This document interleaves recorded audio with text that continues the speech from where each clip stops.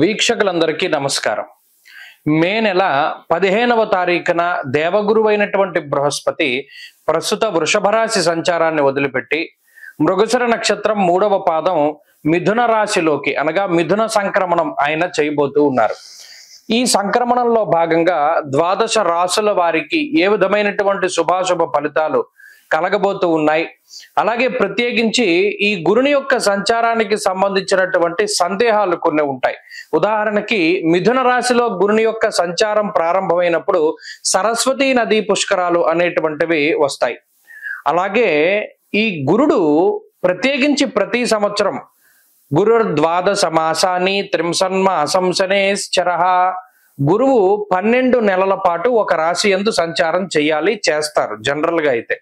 అయితే సంవత్సరంలో ఏమవుతుంది, కొన్ని సందర్భాల్లో అతిచార గతే జీవౌ, గురునకు అతిచారము అనేటువంటి ఒక అవస్థ ఉంటుంది. అలాగే వక్రత్వము అనేటువంటి మరొక అవస్థ కూడా ఉంటుంది. అంటే సాధారణంగా గురుడు ప్రతి సంవత్సరంలోనూ కూడా 2 రాశుల్లో సంచారాన్ని చేస్తారు.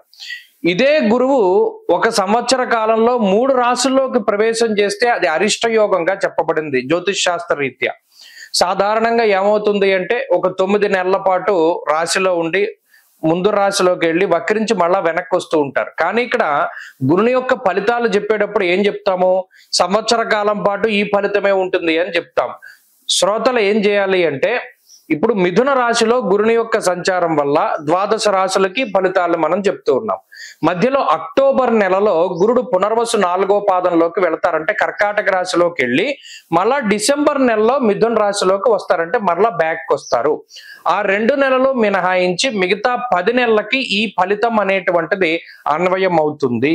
కాబట్టి ఆల్మోస్ట్ సంవత్సరం పాటు కూడా గురుడిచ్చేటువంటి ఫలితాలు ఏ విధంగా ఉన్నాయనేటువంటి విషయాన్ని మనం చాలా క్లుప్తంగా ఈ వీడియో ద్వారా తెలుసుకొనవచ్చును. అలాగే గురుని యొక్క కారకత్వాలు కొన్ని ఉంటాయి. యజన కీర్తి గృహ కాంచన పుత్ర వస్త్ర అశ్వాది కారకో గురు, దేవగురువైన బృహస్పతి సంతానానికి కారకుడు, వాహనానికి కారకులు ఆయన. అలాగే గృహానికి భూమికి సంబంధించినటువంటి కట్టుబడులకి వాటికి కూడా కారకులు, యజ్ఞయాగాది క్రతువులకి కారకులు, తీర్థయాత్రలకి దైవ దర్శనాలకి వీటికి కారకులు. ఒక్క గురుడు జాతకంలో గోచార రీత్యా బలంగా ఉంటే, జాతకంలో బలం తక్కువగా ఉన్నా కూడా కొన్ని సందర్భాల్లో గోచార గురుడు చాలా వరకు కాపాడతారు.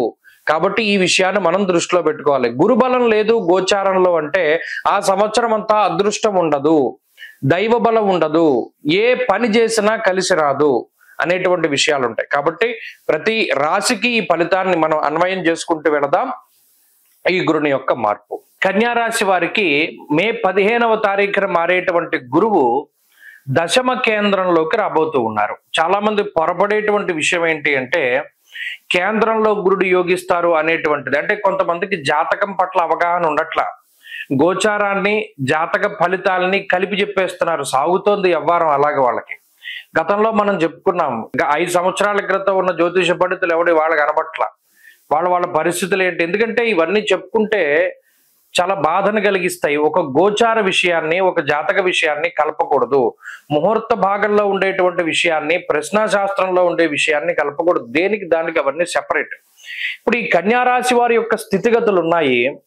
దశమంలో గురుడు ఉన్నారు, దశమంలో బృహస్పతి ఉండడం అనేటువంటిది గోచార రీత్యా మంచిది కాదు. గత సంవత్సరంలో గురుబలం ఉంది. కన్యా రాశి వారికి అదే చెప్పాం, గత సంవత్సరంలో శనేశ్వరుడు అనుకూలంగా ఉన్నారు, అష్టమరాహు దోషం పోయింది, గురుబలం ఉంది. కాబట్టి గత సంవత్సరం పరిస్థితులు కొంత మెరుగ్గా ఉంటాయి.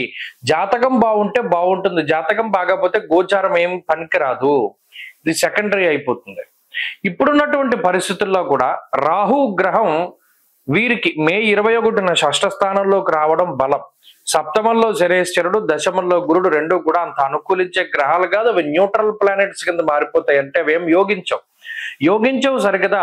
గురుడు దశమంలో ఉన్నప్పుడు ఆ భావానికి కారకుడు ఆయనే కాబట్టి ఏం చేస్తారు, ధాన్య నాశో ధనచ్ఛేదం వృధా సంచరణం భయం స్వజనైర్దూషణం చైవా అన్నాడు. అంటే ఇక్కడ చెప్పుకుంటూ పోతే ఎటువంటి ఫలితాలు వస్తున్నాయి అంటే, స్వజనులు అనగా సొంత బంధువులు, మిత్రులు, కుటుంబ సభ్యులు వారు మీ మాట వినరు. ప్రధానంగా అక్కడ దెబ్బపడుతుంది. ఎప్పుడైతే మానసికమైన సమస్యలు వస్తాయో, వృత్తిలో కాన్సన్ట్రేట్ చేయలేనటువంటి పరిస్థితులు, ఇంట్లో ఉండేటువంటి పరిస్థితులు మీకు విరుద్ధంగా ఉంటాయి. అంటే మీరు ఇది ఇలా వెళదామంటే వాళ్ళు దానికి ప్రతికూలంగా మాట్లాడతారు. వాళ్ళు ఏం కలిసి వచ్చేటువంటి వారు కాదు. ఇంట్లో ఉండేటువంటి సంతానం కానీ, బంధువులు కానీ, జీవిత భాగస్వామి కానీ వీరందరూ కూడా మీకు ప్రతికూలంగా ఉండడం. స్వజనైర్దూషణం చైవ, వ్యతిరేకంగా ఉండడమే కాదు తిడతారని కూడా చెప్తున్నారు. అంటే పలానా వాళ్ళని ఇష్టపడ్డాను, కుదరదు, పలానాది చేద్దాం అనుకుంటున్నాను, సాగదు, పలానా ఉద్యోగం మారదాం అనుకుంటున్నాను, వద్దు, ఇలాంటివి ఎదురవుతూ ఉంటాయి. ఇంట్లో నుండి ఎప్పుడైతే పరస్పర విరుద్ధమైనటువంటి విషయాలు వస్తాయో వారు సాధారణంగానే బుర్ర పనిచేయదు, అటు కాన్సన్ట్రేట్ చేయలేకపోతారు. అప్పుడు ఏమవుతుంది? ధాన్య నాశో ధనచ్ఛేద. ఇక్కడ ధాన్యము అంటే కేవలం మనం తినేటువంటిది మాత్రమే కాదు, ఇక్కడ దాన్ని ఉద్యోగపరమైనటువంటి విషయాలకు కూడా అన్వయం చేయాలి. ఎందుకంటే మన వాళ్ళు సంపాదించేది తినడానికే కదా. కాబట్టి అక్కడ ధాన్య నాశ అంటే ఉద్యోగానికి సంబంధించినటువంటి ఇబ్బందులు ప్రస్ఫుటంగా గురుడు చూపిస్తారు. అందుకని గమనించండి, కన్యారాశి వారు దశమ గురుని యొక్క సంచారం ప్రారంభమైన దగ్గర నుండి వారు విదేశాల్లో ఉన్న, స్వదేశంలో ఉన్న అకారణంగా ఉద్యోగాల నుండి బయటకు వచ్చేటువంటి పరిస్థితులు చాలా ఎక్కువగా ఉంటాయి. దీనికి ఆల్టర్నేటివ్ గా ఒక సిచ్యువేషన్ ఉంది, దాని నుండి బయటపడతారు. కానీ ఈ విషయాన్ని మనం దృష్టిలో పెట్టుకోవాలి. ఉద్యోగానికి విరోధము, ధనచ్ఛేద.